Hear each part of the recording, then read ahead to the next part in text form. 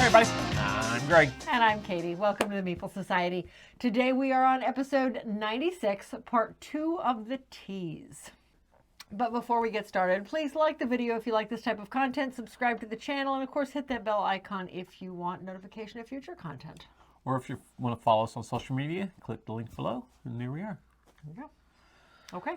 So we have a lot of big games to the fact that it's casting a shadow onto the table. It is. And that being said, we do have, and there's not that many, they're just big games. So we're going to try to keep this brief tonight. So she says now. I'm making that promise. I will cut her off. Okay, I'm going to hold you to that. I will remind her that, hey, weeds, us, over here on the pavement, please. So, we're going to start off with a bigger box. Okay. This is Terrace, the future of strategy games. This is as seen featured on Star Trek: The Next Generation. I didn't watch a lot of Next Generation. No. I did watch some of it. I never watched all of it. So yeah, I don't know how true that is. I'm assuming it's got to be if they have the logo there. Yeah. Yeah, I don't know. Anyway, this is a really interesting, almost chess-like, kind of a chess checkers type of thing. All right, so this is played on this unique board, and this is a fairly, I don't want to say it's a short game, but it's an easy to explain game. So I'm going to pull everything out real quick. So this is your board, and you get pieces based on player count. So if you've only got 2 players playing, you're playing red and green. If you have 3, then you play the blue. If you have 4, you play the purple. And your pieces are, the number of pieces are determined by your player count. Mm-hmm. There is a specific setup in the box, or in the rules, where everybody has their pieces out in specific areas on the board. Mm-hmm. And you are trying to capture your opponent's pieces and get to, well, not just capture their key. Capturing is just a byproduct. But yes, there is one piece that you are trying to capture. And of course, I'm not going to pull it out, but it's one of these little bitty guys. And the little bitty guy sits way off here in the corner like so. And the goal is to get one of your larger pieces down there to capture him. You can only capture pieces smaller than you. You can only do it by a direct, well, that wouldn't work. You can only do it, yeah, because I think same can capture same, yes, or smaller. You can't capture. But you have to be one level above it. Right. So like if I was like this, I could capture this piece. But this could not happen because he's larger. This could not happen. And that could not happen because it's going up. You got to have the high ground. Yes, you have to have the high ground. You can move diagonally down, but capturing has to be exactly the next level. Or, yes, you can move diagonally down. Okay. Because you can go on either side, any of the 3 spaces. Let me do it over here. So if I was here, I could go to any of these 3 spaces. But if I'm going to capture, it has to be direct. I can't be right here and capture. It has to be directly above it. The 2 ways to win: either capture your opponent's smallest, your opponent's T, which is again one of these little bitty guys. He's just marked with a T on the top. Yep. Or get your T all the way to the other person's home base. Mm-hmm. Those are the 2 ways to win. I thought it was actually really interesting. We kind of went into it a little skeptical because it was a little weird, but by the time we were done, we're like, oh, this is neat. Mm-hmm. We both really enjoyed it. We are going to hold on to this one. Like I said, we really enjoyed this one. So. Sounds good. You're not going to give any opinions here, huh? Okay. Not while I'm packing up? No, I've agreed with you on everything. Okay. It was a fun game. Yeah, it was more interesting than I expected. Yes, it was. I expected your typical... I don't know what I was expecting going into this game. I'm like going, I've never heard of this game. No. So we'll see. Yeah. And yeah, it turned out to be a pretty decent game. I really liked it. It was, yeah, you can kind of see the suggested setup for 2 players here with the difference. Mm-hmm. Yeah, it was pretty neat. Anyway, that is Terrace, the future of strategy games. I think that's supposed to be a play on the fact it was used in Next Generation. But we're going to hold on to it. Next we have 10. This is actually a pretty popular one. I've seen it in a lot of places. I had never heard anything about it other than the fact it was a good card game. We broke it out and played it. I feel like I would definitely want to play this more player. But so the idea with this guy, you are trying to make runs of the various colors, but the way you're getting cards is a little unique. So on your turn, and these are not shuffled at all. You know what? In that case, let's just grab these because I know they are shuffled. So the way this works, on your turn, you are laying cards out, but you're not wanting to go above 10. There's two different kinds of cards in here, though. There's number cards. Oh, see right there, I would have busted.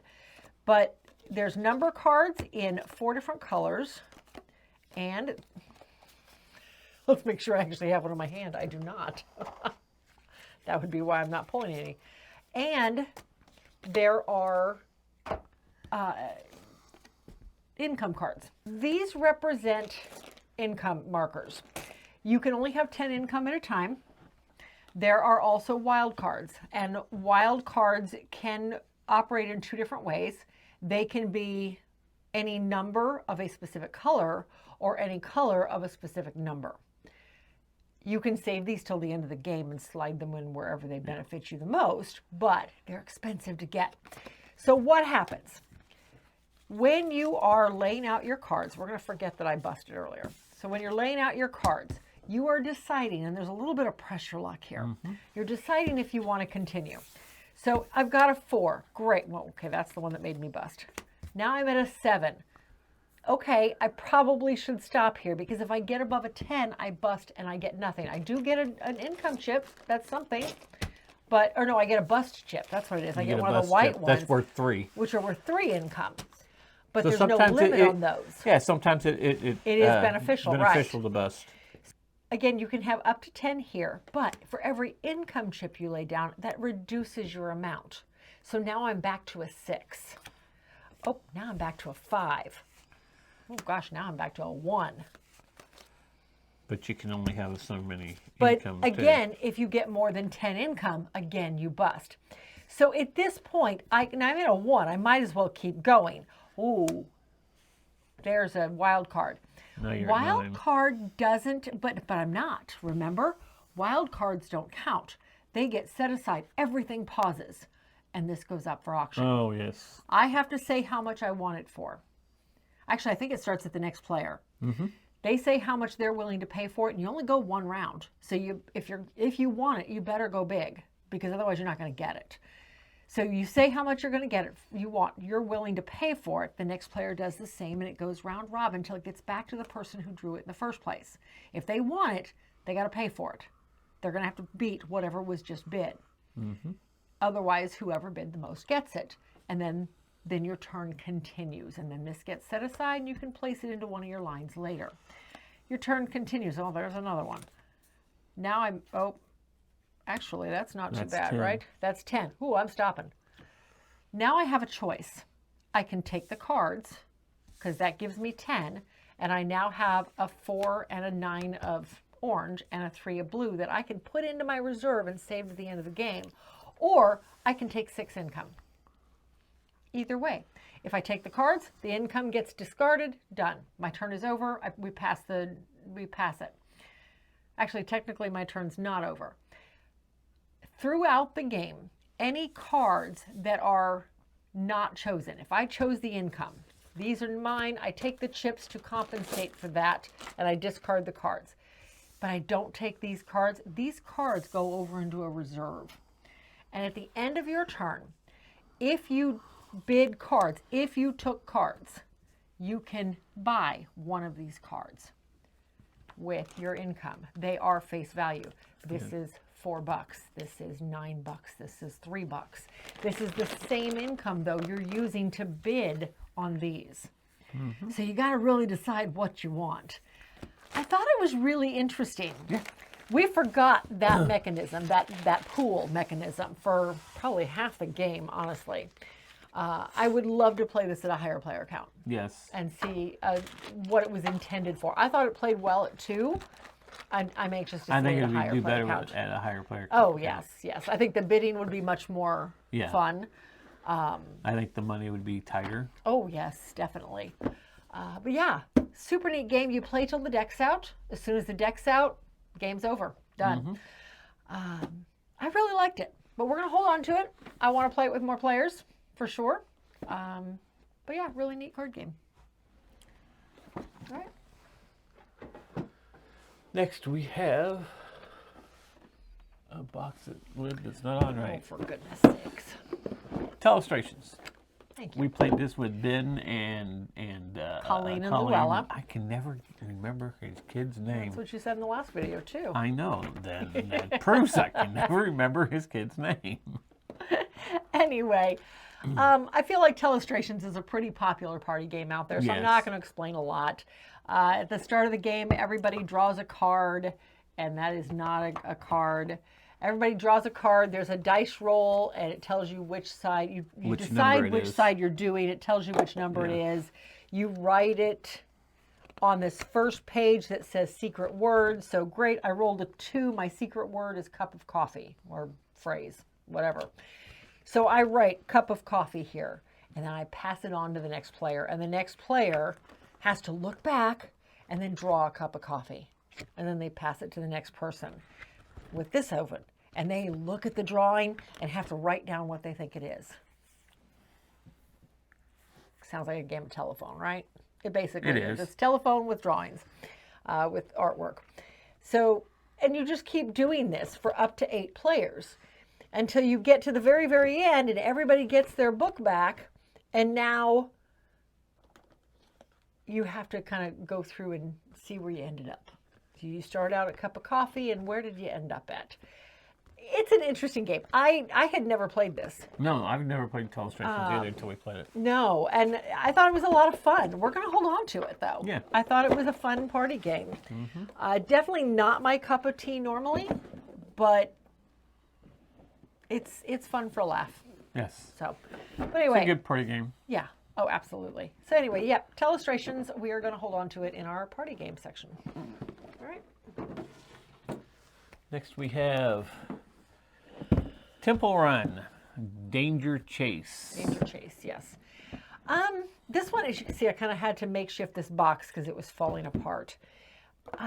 This is kind of almost in the lines of Escape the Temple, Escape Zombie City. A little more basic. It actually a lot more basic. It takes after a video game, doesn't it? I think so. This yeah, based on a popular app. It's an app. There is another game out there that I feel like I had more fun playing than this one. What was that? And that would be Bear Run. Yeah. It's a lot kind of like Bear Run because you're running away from the bear, and here you're running away from this weird ape skeleton headed person. It's a demon monkey. A demon monkey. You got your demon monkey who starts way back here or somewhere. And actually I think this, am I backwards? Okay. Yeah. I don't know. Yeah, you got to go with... These are all double-sided. Yeah, I think it's like that. As you use up one, as you get through the five, and after the monkey gets off of the first tile, you literally pick this up and flip it over and add it to the back. So you're eventually traversing 9 or 10 tiles. Demon monkey starts there.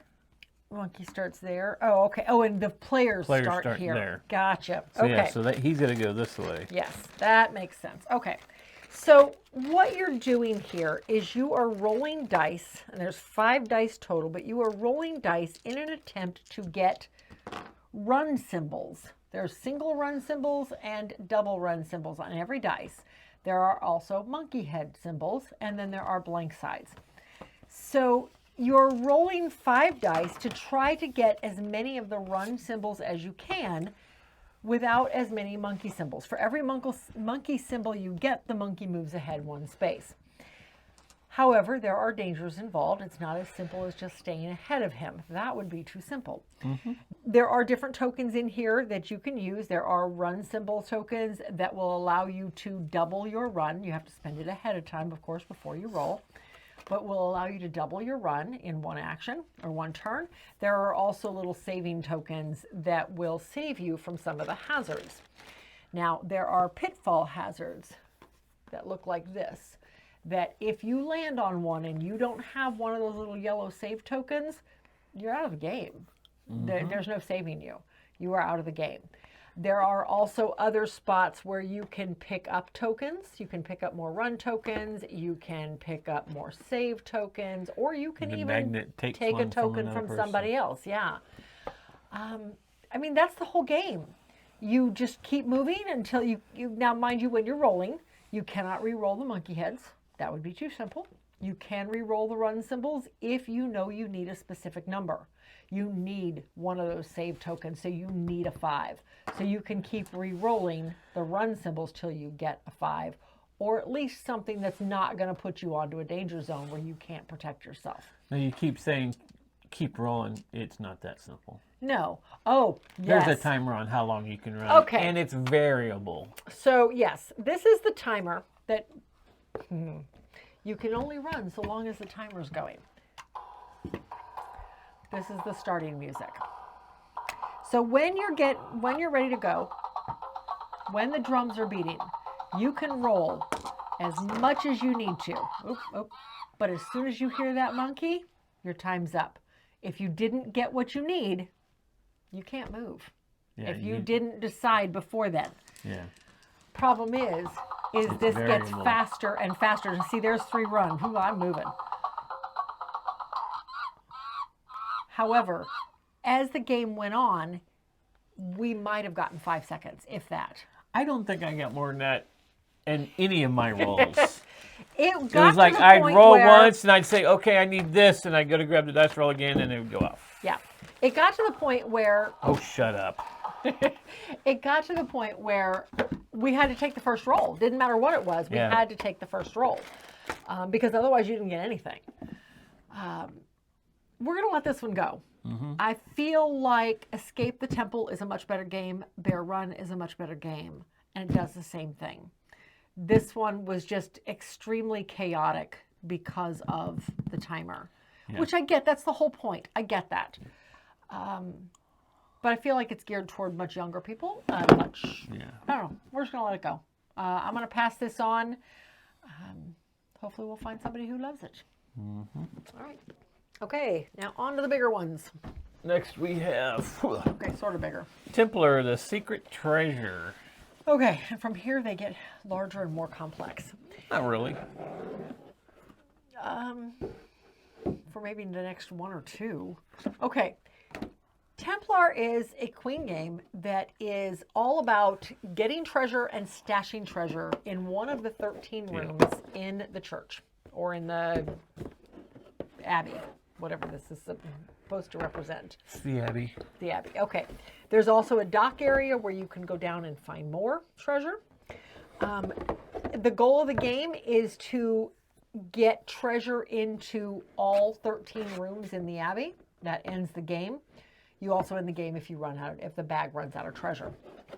So you are doing this by card play. This is one of those games where everybody has a matching deck of cards. And you are, on your turn, you are deciding which character you're going to play. Each character does something special. Like Maria can take you down to the dock to get more treasure off of one of the dock spaces. This guy, Joshua, can move 2 spaces and stash 2 pieces of treasure in the room he ends up in, or up to 2 spaces. You don't have to move a full 2. Let's see, this guy just simply moves the locked door. He goes through locking and unlocking doors, but you get a victory point when you play him, so why not? Let's see, this guy can move. He moves into a room with other figures and gets victory points for showing off his artwork. Yeah. And all of these do different things. Most of them move and stash treasure.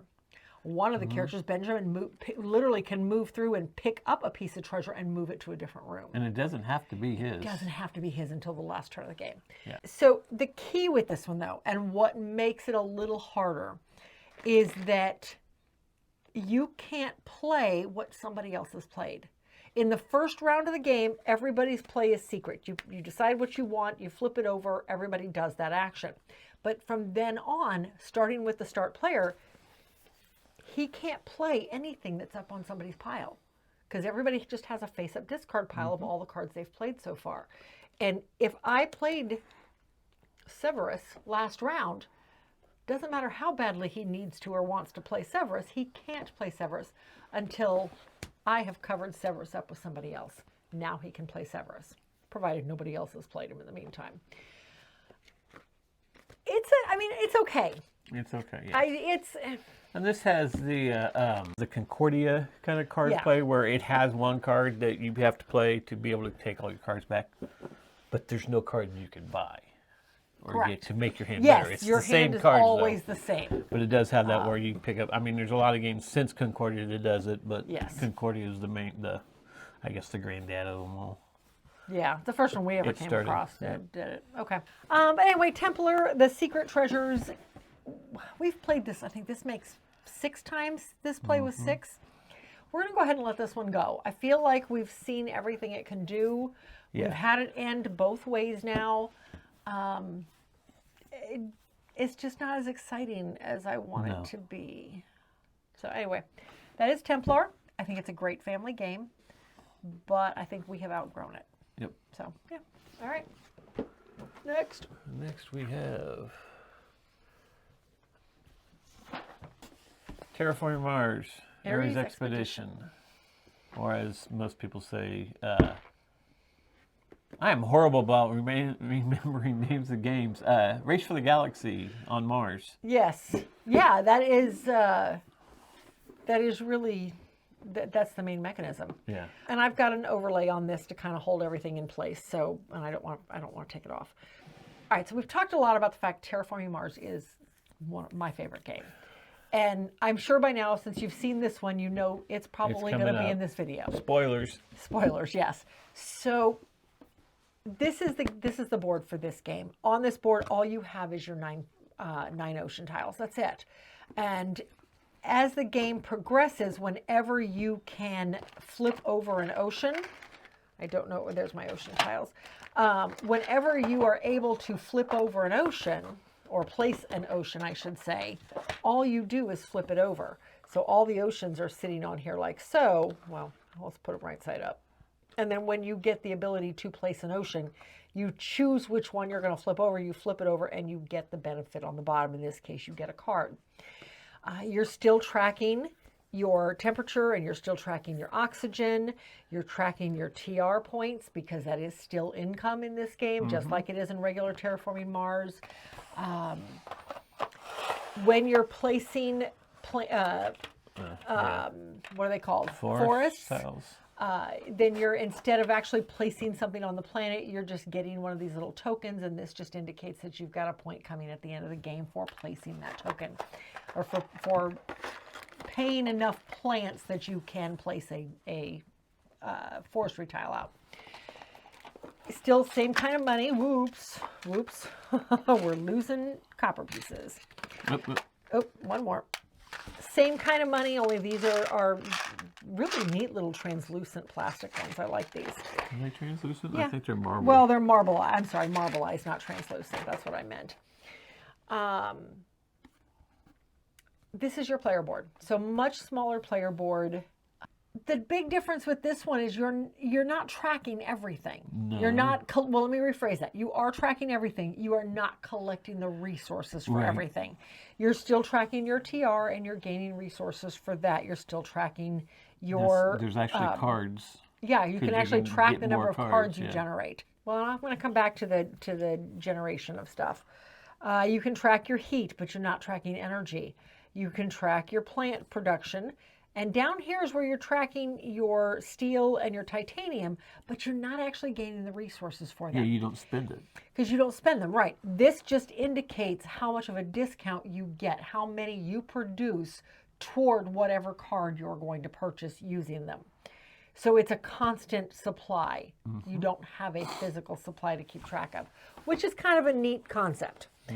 So the way this one runs is, like you hinted, at the very beginning of the game, is that it runs on a kind of a race for the galaxy mechanism.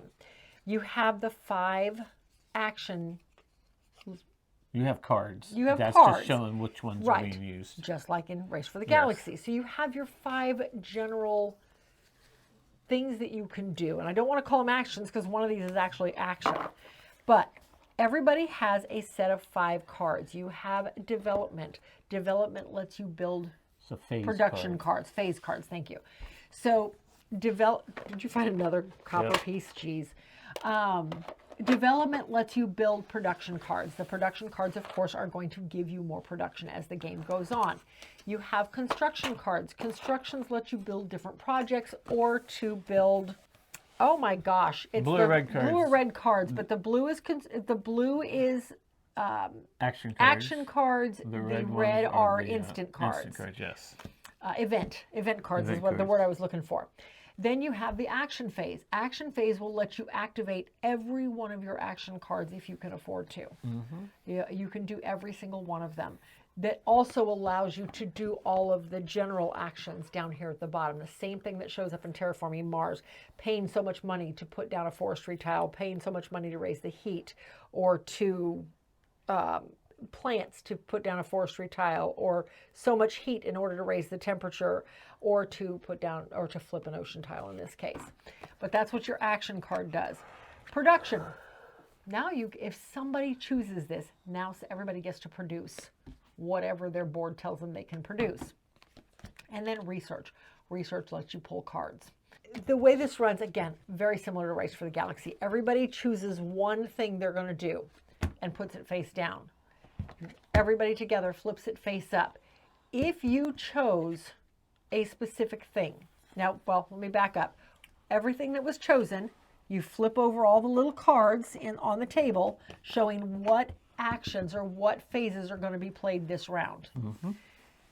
If you chose a specific phase, you get a bonus when that phase goes off. Like for development, I pay 3 MC less, so I pay 3 credits less for whatever I'm going to build that round if I chose development. However, if Greg chose construction, I still get to construct. I don't get the bonus at the bottom, but I can still do it. If somebody else chose production, everybody gets to produce. It doesn't have to be just the person who chose it. The person who chose it gets extra credits though, so they get a bonus. And I like that. I've always liked Race for the Galaxy anyway. And this basically is that, but with the Terraforming Mars theme I've always loved. So it's kind of, I don't know, I like this one. It's light. It's a shorter version of a game I love anyway. Yes. And how can you go wrong with that, right? Yep. And this one has a cooperative version of it, which we played last time, and it is extremely hard to play. It was. We had a lot of trouble with it. We did not even come close. We were 50% there by the time we ran out of it. Because the cooperative, it's only a 2-player cooperative, so you can't do it with a lot of players. But you're stuck with 16 rounds. Yes. That's it. You have to get everything accomplished in 16 rounds. And it's hard to do that when you're only generating 5 mega credits a round. Yeah. At the start of the game. Yeah, and you don't have time to make an engine, to start getting the things you need, and if you do, by the time you're ready to, that engine's starting to take off, game's over. Yeah, we had a little trouble with it. I still like the game. Yes. I don't know if I like the cooperative version, and that's weird to say because we usually like the cooperative versions of most things. So, anyway, Terraforming Mars, Ares Expedition. We don't have the expansions for it. We do not have the expansions. They have come out with expansions. We have not invested in those. I don't really know that I want to. I'd have to see what they do first. But well, the whole point of this when it came out was to make a lighter version of on Mars or Terraforming Mars, and then they started bringing out expansions for it. Right. Because Terraforming Mars has so many expansions. They do. And we'll get into that. Anyway, moving on.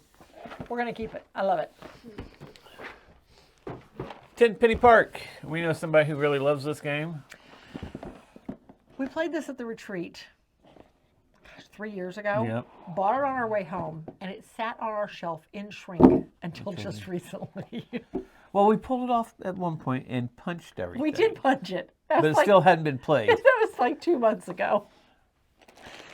All right, so basic with this one is you are building a theme park. Simple as that. Okay, well, there you go. Okay, there you go. The difference with this one is that as you are playing your theme park, now there's a couple ways you do this. There is a board out. Around the carousel here, there are 6 cards placed out. 6 different stacks of cards. Each stack corresponds with a color of token, a color of ride. Attraction. Attraction, thank you. A different color of attraction. And all different prices. The carousel, if you can see this, has different dollar amounts on it. Some spaces make you, where'd it go? Pay an extra $2. Nope, that's a minus $2. This one adds $2.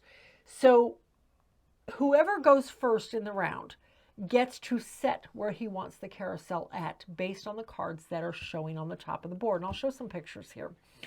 And then he goes first. He buys whatever he wanted. Carousel doesn't move again until the next round. Now you only play 3 rounds, 3, maybe 4 rounds if I remember correctly. Something like that. But as you're building stuff, there's a few other areas around the board where you can go put your workers. This is at its heart a worker placement. There is an area you can go and just get some money. There is an area where you can go and buy little stands to put on your board, and this will help you generate money at the start of every round. There are areas where you can go and buy extensions to put onto your park so that you can add more stuff to your park. So you can, these cost $3 each though. And then there is an area where you can go, and I'm trying to remember what the last area does. That was the money one. This is that. You could get, there was the arborist. To cut down trees. Yes. Yes, because on your board, you see all the little tree spots. There are all these trees up. Well, you can't put a roller coaster on the top of a tree. It doesn't work very well. So you got to take the tree out first. So you could go to the arborist and remove some trees from your park. So Jeez. the key with this Yeah, it's one... freshly punched. Yeah, right? The key with this one is that you cannot... Number one, there's different bonuses on the board. If you cover them, you get them, which are nice. But you can't place next to something. Like I cannot do this. I would have to do this, which means I'm not getting that bonus in the middle. Yeah, if I put this right here, there's no way I'm getting that bonus. I could do this. I can make it a whole space. But the best I can do is go catty corner to another site. And that even includes the little stands. Okay, when we first played it, I remember thinking it was good. Over the 3 years, though, I think my memory of it faded. I didn't remember it being that great. Does that make sense? Okay, I guess. So, but after playing it, I really enjoyed it again. I remember now why I liked it so much in the first place. You don't like how the first players... I do not like how the first player is chosen. So, on the bottom of the board, there are these 3 tracks that I think it's like joy and, oh my gosh. Excitement and something else. I don't remember what the 3 Jeff's tracks yelling are. at us if he's watching I'm sure this he video. is. But each one allows a different benefit to whoever is in first place on that track. One of them is the first player token. You can pay $1 to take the first player token, or pay $2 or whatever it was, or you can gain a victory point. Well, if you're not the first player gets to set the carousel. Being first player is huge. But if you get ahead on that track, nobody's taking it from you. Once you've got it, you just keep collecting the victory point every round. I don't like that. I don't like the fact that if I don't want to pay to keep it, it doesn't rotate. I just get to keep it. Yep. And I don't like that. Because I got behind on that track in the very first round. I started out first player. I got, but in the first round, the game sets where this goes. I never got to set it. You had I first player did at take one first point, player yes. away from you, yes, because I had only to because I focus very allowed hard. you to. Or whatever. Because well, it was one of my in-game scoring I to know. be the highest on that track.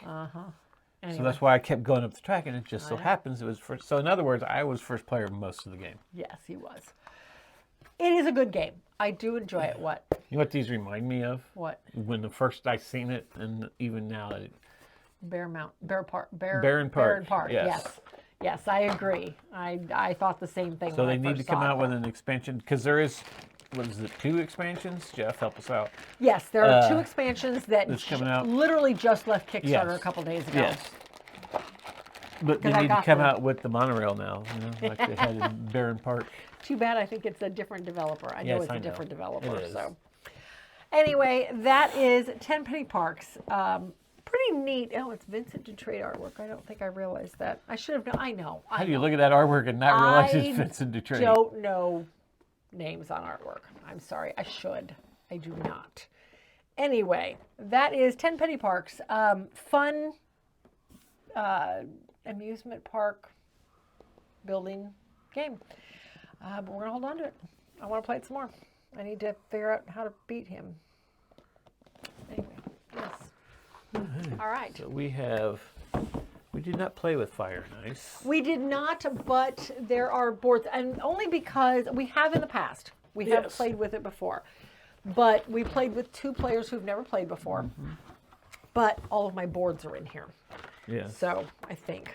Now this is the first gen. No, actually they're not. This is like first edition. This is first edition, yes. Yeah, 2012. No, nope, these are not the boards. This is just the overlays. Okay. Yeah. So we don't even need that. This is one Okay. of our first really big, heavy games. It was. Yes. We played it at a meetup, and I was like, yep. I Is need that where we game. first played it? I We don't first remember played it where at we played that, it. and the meetup at that church down south. So here's your board. This one, and this is going to be very brief. This is all colonizing. You are, I don't want to say it's area control, but it kind of is. But at the same time, you want to be buddy-buddy with people because it works out in your benefit if you are. So as the game progresses, and I'm just going to kind of fold this way and still leave some of this out. Everybody has their faction they're going to play, and they're front and back. Everybody's different. There's like 8 of them, something like that. 9. There's 9 different factions, including the ones that came in Fire and Ice. 9 different faction boards. Boards. And two two different on each styles. side. Yes. So 18 different factions. So this game, again, your boards are covered in pieces that are at the bottom. I will show pictures. But you're also working off of a magic system here, and the magic just kind of goes around and round. You have ways of spending it faster than you earn it, but you lose it permanently if you do that. But as you're going, your entire production is based on what buildings you have on the board. Now, mind you, there's ways to upgrade those buildings, which means the originals are coming back. So it's kind of an ebb and flow of, are you getting worker cubes? Are you getting money and magic points? Are you getting priests?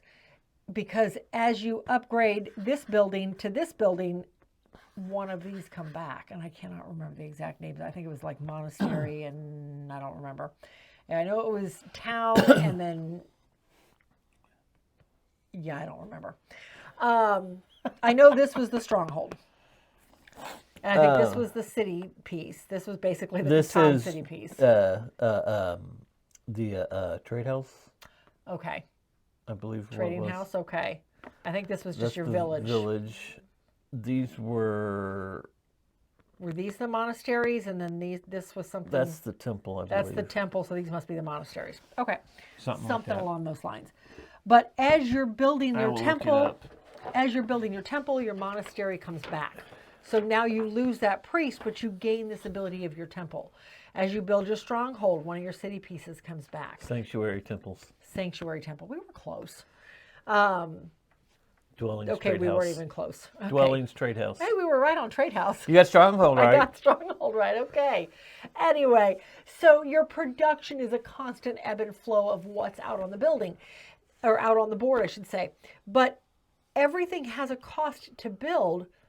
But if you're building next to a different faction, you get a 50% discount on some of this stuff, and they get magic. That's a win-win. But they're also cutting off your growth potential because now you're cut off in one area. You can't grow anymore.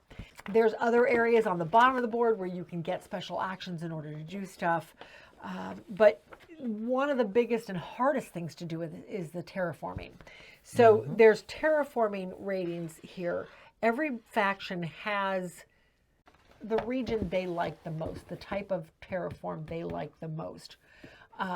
And so say this guy likes, what does he like? He doesn't have one up top. This guy doesn't have one at all. Let's switch over to this guy. He's more normal. I'd have to look up the rules on him. All right, so this guy likes this marshy area. So he wants this area right here. But in order to expand past that, he has to terraform these other areas to be something that he can live in. He can't live in the rock area. So he would have to terraform it by one notch to get this area into the marshy area he likes, or I guess that's marsh. I don't know. And the desert area here, same thing. He'd have to terraform it in order to get it to where he wants. The plains. The plains, okay. So he is, oh yeah, now that I look at it, it is actually farmland. Yep. Okay. The other one's the swamp. Which one? The black one's the swamp. The black's swamp. the swamp? See, I wasn't right on any of these. Jeez. Plains, swamp, lakes, forest, mountains, wasteland, and desert. Okay. I always end up with the guys who like the wasteland. I don't know why. I always end up with him. But anyway, so terraforming is a huge part of this game. And in order to do that, you have to have shovels. In most cases, you have to have shovels. So you've got to get those shovels. Shovels are one of those use it or lose it resources. If you don't, there's no way to hold them for the next round. Meanwhile, there's tracks that you're climbing throughout the game. And of course, whoever gets up the highest has the most points at the end of the game type of thing. It's an interesting game. We've played it several times, and I've always enjoyed playing it. But in between plays, I feel like I forget how good it is. Yes. You know what I mean? And then we sit down and play it, and I'm like, okay, now I remember why I like this. I think this has been in my top 100, probably my top 50. Has for it? quite a while. Might have to look on mine. Yeah. I think we finally finished this whole series, and our top 100 is going to have a lot more meaning because we will have played everything we own in 5 years. Yep. Gonna have to This go back one, and what? The Yeti. He starts with all 12 of his magic up in my Sector 2, gosh. nothing in 1. Wow. See the other lady, the Ice Maiden is 6 and 6. Wow. So it's not all standard like. Right. Most of them are pretty standard. He must have come out of Fire and Ice. All right. Anyway, that is Terra Mystica. Yeah, really neat strategy game. We enjoy this one a lot. Very heavy game. Okay. Next we have Teotihuacan, City of the Gods, along with the expansion period. We have all the expansions. We do. This one, again, this board is huge, if this shows you anything. It unfolds like, what, 3 times? So the basics with this guy, it's a worker movement. So your workers are dice. But you don't roll.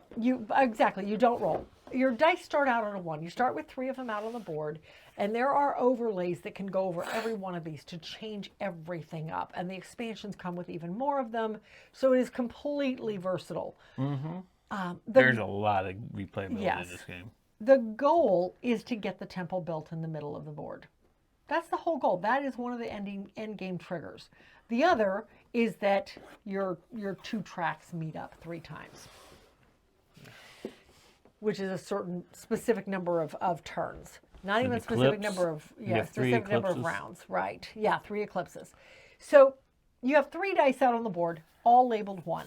And as you're moving around doing various actions, each of these actions change based on not only how many dice you have at the location, but the strength of the dice at the location. So for example, is this going to fold? Let me do it this way so I can kind of not rip anything. There we go. So like, I'll just use this as an example. So here, if I came here with 1 die, and he's at a 1, I'm going to get a cocoa.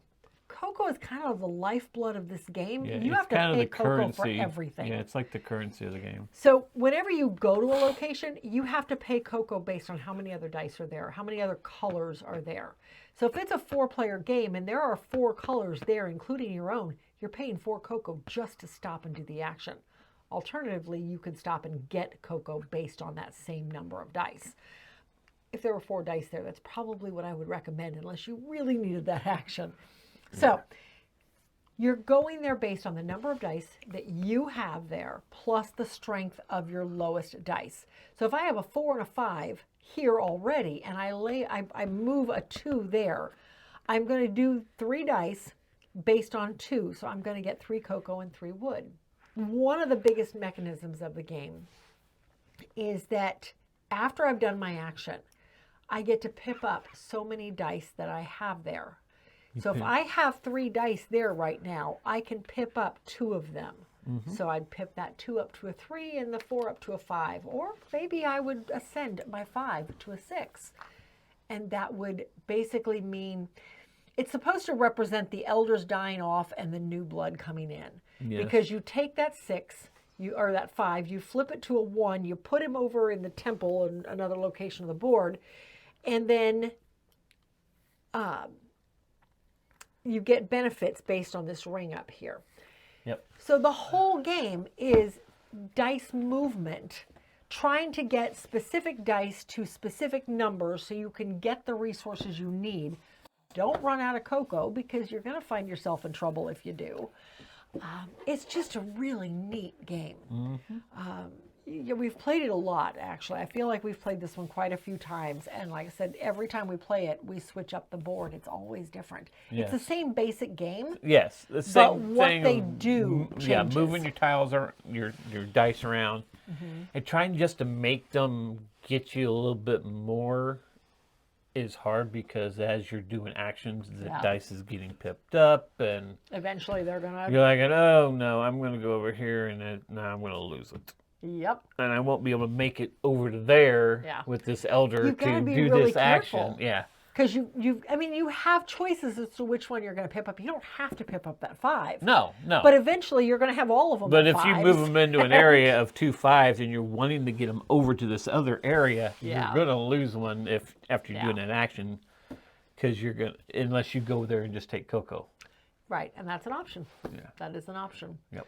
So, really neat game. I really like this one. Again, this is another one that I'd forgotten how much I enjoyed. So this one and the next one. Next we have Tekhenu, Obelisk of the Sun. I'm going to lay this down because it's box lifting. Yeah. And Time of Set. We played together. We did, and everything's in the same box, so there's no other board. Okay. So this guy is another one of these enormous boards. That's the Time of Set expansion board. I'm going to open the board up just to show you what the board looks like, but then I'm probably not going to keep it open. This is another one of those that is huge for one, but there's a lot going on this board. This is, again, a dice placement game. You are doing your actions based on the dice that you are taking. There is this giant obelisk right here in the center of the board that dictates, as it turns, it basically determines the rounds of the game too, because you only get 8 rounds in this game. Each round you take 2 dice. So you are essentially taking 16 dice throughout the game, and that's it. So there are 3 different sections on this wheel, and there's 2 different wheels. This is the base game wheel, and there's a different one if you're going to play with the Time of Set.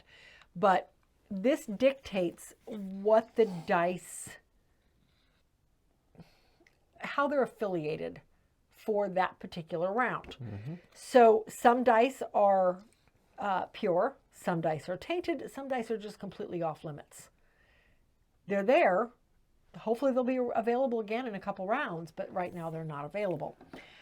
This is another one of those you roll right at the beginning of the game and you never touch the dice again after that. You only get rolled when they get put out. So there's all sorts of different dice in this game, all different colors. So you're pulling dice off of a region in order to do an action in that region. And the various regions do different things. This region lets you put statues out in various locations of the board, which are going to get you benefits. This one here lets you put temple pieces over here. And if you happen to match the temple piece with the shading, the time of day, where the date, where you got the dice from. Right, you get benefits. Well, it has to come. This area here lets you put columns over here. Or no, that's this area. That one. This area here lets you build get these buildings. Yes, you get to build buildings or statues. Well, no, the statues still come from here. Yes. Lets you build buildings around the temple, which again are going to get you more points. Down here, you're going to use papyrus in order to get happiness points, which is tracked here, or you're going to get scribes based on the die you took. Scribes let you adjust your dice up or down. Down here, you're going to get cards. You can pick up all these different cards. Some are one-time power, some are ongoing, some are end game. And that depends on where your population is at. Yes, because your population is built up here. So you're going to have two things working on this track here. Over here, you're building buildings in the quarry and the workshops. So, and this is going to increase your production abilities. This is going to increase the amount you can hold. Well, not even the amount you can hold. Well, the amount you can get keep from when you produce. Yes. So everybody has their player board that houses their statues and all of their buildings, and you get points for all of those as the game goes on. But as you increase your production on the 4 different pieces, because you've got papyrus and bread and limestone and granite. Instead of doing the action when you pick up a die, you can use that die. Each die, most of the die colors, all but the gray, correspond to one of the resources. So if I pick up a brown die, I can get bread off of it. If I have a production level of 4 and I pick up a brown 5, I can only keep 4 of those bread though. The 5th one has to come over here to my scales. And that's where the game, it's a weird piece of the game. I don't know that this is where the game lives and breathes. I think this tower is where that is, the obelisk is. But one niche of the game is that every die you pull off, whether it be pure or tainted, has to go on one side of the scale. And at the end of every round, at the end of every 4 dice, because every 4 dice you have to balance. It's called a map phase. The map phase. So if I have a 6 here total, but I have an 8 here, then I'm out of balance by 2. If I take production and I'm off, I can't hold as many as that dice produces, then it all goes over here into the tainted side. Time of set gives you other things that go over here and stay here. They never leave your board once you put them there. It's blood droplets that you get for building on the time of set board. There is just, I feel like there is so much going on here. It's one of those games you want to do everything, but you can't. Right. But you can't just hyper-focus in one area either. Yeah, you can't just ignore areas. No, you can't, because everything ties together. Yes. It is I enjoy the game. Again, this is another one of those that I forgot how much I enjoyed it until we sat down to play. I did. I just knew we weren't going to get to it for a while. Yeah, that too. It goes this way. That's right. All right. But anyway, that is Tekhenu. Short and sweet, I hope. Super neat game. Very, very thanky. Yes, it is. Very thanky. Anyway, gonna stick around for sure. Next we have Terminus, whichever you wish to call it. I think it's Terminus because it's terminals. Yes. I don't know. This is a train route building game. Yes, it is. We've played it a couple times now. We played it at the retreat year before last. When it first came out, ended up buying it shortly thereafter. Didn't play it again until just recently. This is your board. It's double-sided based on player count. The board is made up of various districts. You've got your different districts outlined by different colors, and that becomes important when you're going to build out some of the what are those called? These guys. I don't remember what they're called, but when you're going to build out buildings. You kind of I don't know what developments? Developments. When you're building out the developments, the colors matter. This is basically your action space of the board. This is one of those games where on your turn, you can go as far ahead as you want to or are able to go. The ratchet system. Exactly. Well, but it's not always the person furthest back that goes next. Everybody goes in round robin. Well, ratchet it's you can go as far as you want. You just can't go back. But you just can't go back. That's true. That's true. A lot of the games that use that mechanism, though, it's always the furthest behind that goes next. Yeah. This isn't that case. No. If you get to the end, you're going to wait till everybody else is done. Mm-hmm. So you're moving around this rondelle, and every round of the game, well, there's 3 phases in the game, 3 years in the game. Each year encompasses 3 treks around this track. And then you're done for the year and you have to wait for everybody else. And there's different things on here. There's ways to do developments. There's ways to gain resources or gain energy and more resources, to build tracks, to get upgrades on stuff. Yes, all sorts of different things up here that affect your player board and the main board. So the main goal of this is that you are building trains out on the main board and you are building developments in between the trains. So as you can see, the train tracks sometimes go in the middle of these squares, but you're building various stations and hubs, and in order to build out a track, you have to be able to build a station.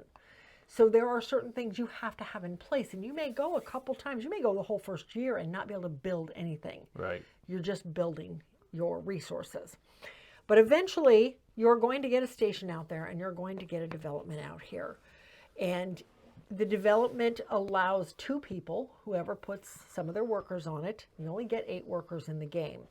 But it gives them a special ability that they can use anytime they go to that particular action up here. And there's all sorts of stuff. There's ways of getting things at discounts. There's ways of gaining more resources, again, at a discount, stuff like that. And they got to be placed in a certain place too, depending on the color. So so this blue one, I could not place down here because there's no blue. It has to come up here into the blue area. So you have to place them down next to one of your stations. Everybody's got little round stations that they put out on the board. You've also got little tracks in your color. But your player board all has upgraded abilities that you can either flip over, because everybody gets the same 2, you just have to activate them, or that you can purchase throughout the game, and it gives you just slightly better benefits than everybody else. It's, again, there's just, I don't feel like there's a ton going on, but there is a lot of thinkiness in this. Because, again, once you go past something, you can't go back. You have to literally go all the way around the rondelle. And there's sometimes to get to it. in the 4-player game we had, I know I've seen Dill and Chad both at one point. They were at the beginning, their next moves. I'm going, I got to come all the way around back over here because I don't need any of this. I need this before I can even do any of this. And, yeah, because you can only hold 8 resources. If you're already at 8 resources, there's nothing else you can do with those. You can't get more. Your storage capacity is only 8. Yeah, so you got to get back around to where you can stuff. spend it. And there are other ways to spend it. You could do upgrades. You could do other things. But if you need that to build tracks and you have that planned out, then it's a really neat game. I liked it on our first play, although I made a fatal error in literally my very last turn of the game. Root Shirt Guy cashed in. He did. He beat me. But we played it again, and I remembered how much I liked it.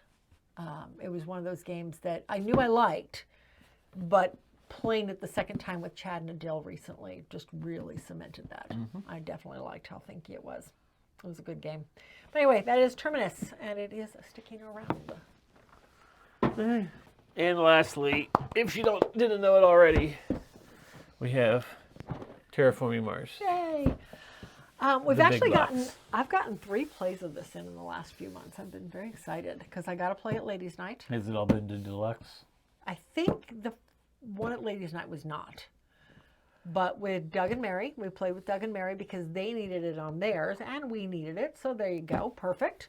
And then we played a couple weeks ago, because we wanted to play all of the expansions finally. And we did. Except for Venus Next, because we don't have it. Because we don't have Venus Next. But we played all of the expansions that we have, including the Hellas and Elysium map. We played Elysium. So that was fun. That was a totally different map, which, again, the map was not that big a deal. It was the milestones and the awards that were different that kind of threw things out a little bit. So, and the whole reason I'm opening this up, because I'll show some pictures of Terraforming Mars. Good Lord knows I've got plenty of them. But I kind of want to just show off some of the pieces. I indulged in this upgraded version a while back, and you've got your landscape pieces or your forestry pieces and your cities with the little domes and your lakes, oceans, thank you. Lakes, I know, no, oceans. But you've also got all of your specialty buildings too, which I thought was, so you've got all of your specialty buildings that coincide with various cards in the deck. But anyway, I just want to kind of show this off a little bit. All right, so Terraforming Mars, very much, oh, turn it over. Geez, I'm like, what is wrong with this? Anyway. It's like your first time ever seeing this game. I know, right?